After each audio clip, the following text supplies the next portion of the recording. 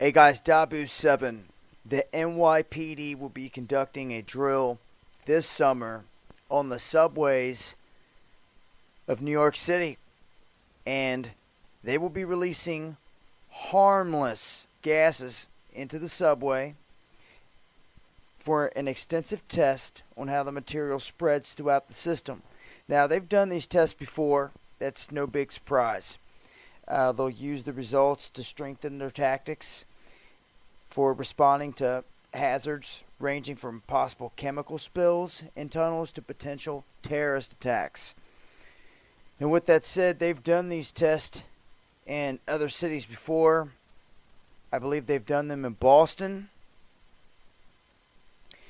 And NYPD works for the best, but plans for the worst when it comes to potentially catastrophic attacks, as one employing radiological contaminants or weaponized anthrax. So this is what they're drilling for, okay? They're having this whole test set up for a radiological event. Something with anthrax, something of that nature. This is what they're testing for. So, when all these drills take place and the event happens and it coincides and matches the exact event, like they were running the drill, the exact event on 9/11. And 9/11 happened. And they were sent out to sea. The jets were. Okay? Sandy Hook, right down the street, they're having a drill on a school shooting. You know, it goes on and on and on, as I will show you here in a second. And as you can see here, a similar study was performed in Manhattan in 2005, and previous tests were conducted in the subway systems of Boston and Washington, D.C. The project, dubbed S-SAFE for Subway Surface Airflow Exchange, will be funded by a $3.4 million Department of Homeland Security Transit Security Grant. So, they've been given these millions of dollars to run this test, and they're going to run it. And every time they have a test or a drill, it does not mean that there's going to be a terrorist attack, but the potential for it is high, higher than normal, because almost every one of these big attacks have been during a drill. So, what do all these events have in common? 9/11, the World Trade Center, Pentagon, the London bombings on 7/7, Oklahoma City bombings, the Estonia catastrophe, Norway Oslo attacks, Sandy Hook, Aurora, Taft Union High School shootings, Boston Marathon bombings? The answer? Live terror drills were conducted. Same scenario. Same day, either on location or very close, like right down the street. The media ignores this completely. They are terror drills that went live. And folks, this is no conspiracy. It's a fact, and you know it. I'll leave links till next time. Dabu7 with some underground world news.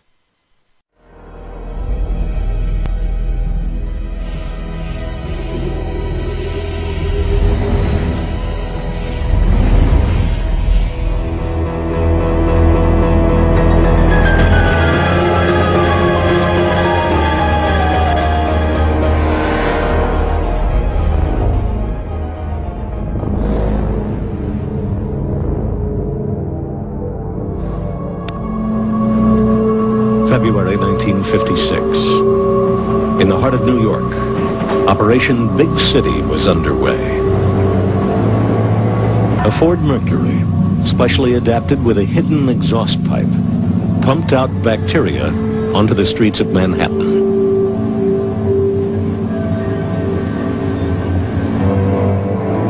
Undercover agents entered the city's subway system, their cases equipped with tiny motors, which covertly dispersed the bacteria Bacillus globuli.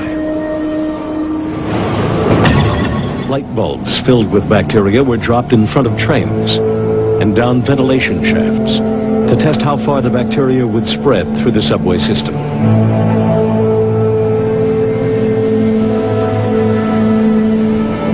For years, these public experiments were kept secret from the citizens of New York. 30 similar trials were conducted at public locations all across America. One of the earliest experiments had fatal consequences. In 1951, the Army sprayed the bacteria Serratia marcescens over San Francisco. 11 hospital patients developed a mysterious infection, and within days, Edward Nevin died from an illness caused by the same bacteria. The test began early in 1965 as barges took position near a Pacific atoll called Johnston. Inside the barges were cages filled with monkeys. The monkeys were both on the deck of the barge and inside the hold of the barge. There were also human beings wearing spacesuits and probably quite nervous. A low-flying military plane sprayed a 32-mile line of germs.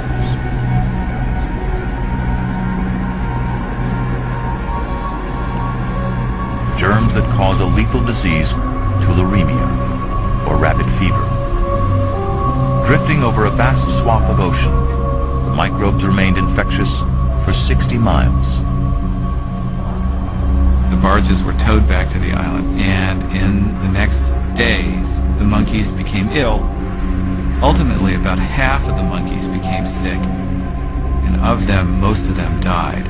These large-scale field tests demonstrated beyond any shadow of a doubt the feasibility of biological warfare. And that is why we know that one particular agent, when properly stabilized and properly disseminated, is a terrific, very effective weapon system. In theory, a single jet could knock out a city.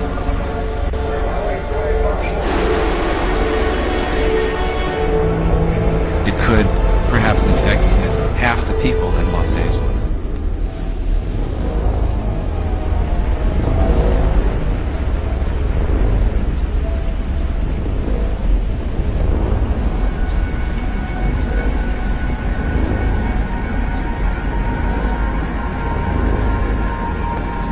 And I want you to start off by imagining something. I want you to picture yourself living in a peaceful town where life is pretty easy.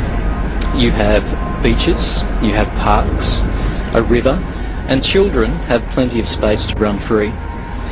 But what the people in this idealistic town don't realise is that the military is literally showering them in chemicals. Most people in this town have no idea that chemicals are falling from above on a regular basis, but there are some who have noticed strange clouds in the sky. Clouds that look like normal contrails from commercial aircraft, but the only difference is that these trails don't disappear quickly. Instead, they linger for up to an hour as the chemicals slowly fall upon the town below. And yes, the idea of the government dumping chemicals on us from high above is fairly easy to dismiss as nonsense. I mean, why on earth would they do such a thing? But it doesn't take much reading before the evidence starts to stack up.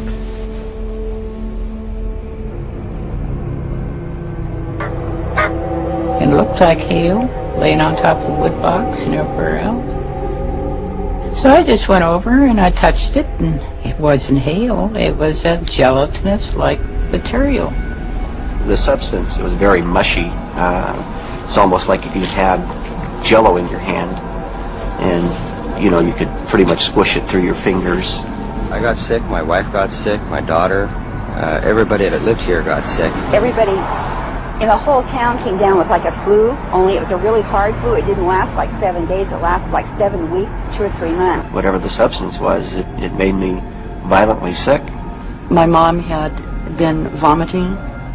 She had extreme vertigo.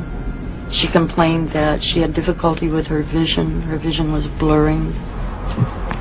For some reason, as we were going out the door, I remembered the substance, and I wondered if perhaps it might have had some sort of an effect on her. So I opted at that moment to take a sample of this gelatinous material to the hospital. I saw what I think was a eukaryotic cell. It's basically a cell that has a definable nucleus and is found present in biology, in most animals. We had a significant amount of military aircraft flying over the home, prior to this happening? Every day almost, slow-flying bombers, helicopters, all black in color. And we kind of thought maybe it might have come from them. They let off things in the air all the time here. Testing, there's testing done all over the place. There's a lot of places you can't go into. Maybe we were a biological experiment of some kind, a small one, maybe just get people a little bit sick to find out, say if an enemy did come over here with a biological bomb or something and dropped it. Maybe just a test run to see what would happen. So what I look at there and I think are contrails, you're telling me are chemtrails. Yes, that a contrail would be dissipated by now. It would? Yes, it would. Longtime Cedar Glen resident Gretchen Sherman says she has never seen anything like it. How big was it? Oh, it covered the entire Cedar Glen area. A cloud of dust, leaving a sticky yellow slime all over her car. It happened again last February, and calls began pouring into the local Alpenhorn newspaper. And they had a tremendous upsurge of children that were not going to school at that time. Pharmacist Ed Burrows says it is the most mysterious illness he's seen in 22 years on the mountain. A lot of eye infection problems, upper respiratory problems, nosebleeds. The nearby March Air Force Base say it didn't come from them. Others said it was a pollen cloud. The Department of Health found a yellowish tint on a tissue submitted for testing. But, quote, there was no sign of any biological form, such as cedar pollen, and the test was ruled inconclusive. This is inevitably military or something going on. The government, the Air Force, they send out what's known as chaff, and it's a way to experiment with the radar systems. And when you see this kind of a pattern like this, you can rest assured there's something going on. They're actually little bitty magnetic and little bitty strips of, whether it's aluminum, they change it, but what happens is the radar deflects off of all these little pieces, and they use it actually as a jamming mechanism for radar in warfare, but it can also jam our radar and make rain appear that there really is no rain out there. Well, is the situation really that serious there in Ukraine? Well, yes, it is. It seems that it's getting more serious every day, mainly because the death toll is rapidly rising. Over the weekend, it has doubled. But for the time being, over 180,000 people across the country have been diagnosed with different respiratory diseases, and the situation seems to be really, really serious. And people are here on the ground are starting to panic. And that is, we are now in a state of affairs where we have open-air testing on a global scale, direct lying about it from top officials. United States Air Force lied early in the game, direct lie to the American public, calling this a hoax without any real documentation of any kind to support their claim. The scale and arrogance and magnitude of the effect is what's different, and that is important. It's not the same as conducting some localized test for some defensive project. This is open-air operations. It's not a test. This thing is in place. Our atmosphere has been changed. They seem to do all their spraying at night, because when I get up about daybreak, I see them all in the air. I mean, like Central Station in the skies, you see strings everywhere. Since 99, but also the spider web residual after spraying, and the trail red and cover the whole sky. The biological component to it, and there's a weather modification. Where the Russians used such during World War II to keep the germs spread and then cover the whole sky. So they're definitely doing it. Substances on Saturday were showered upon their homes and cars, and it's a oily residue that there was currently cloud cover. So a lot of people look up and they're like, okay, that's just the contrail from the plane. There are biological components that have been repeatedly identified for a little bit, get up to another cloud. Well, maybe that's the cause you put there. Behind the front wing.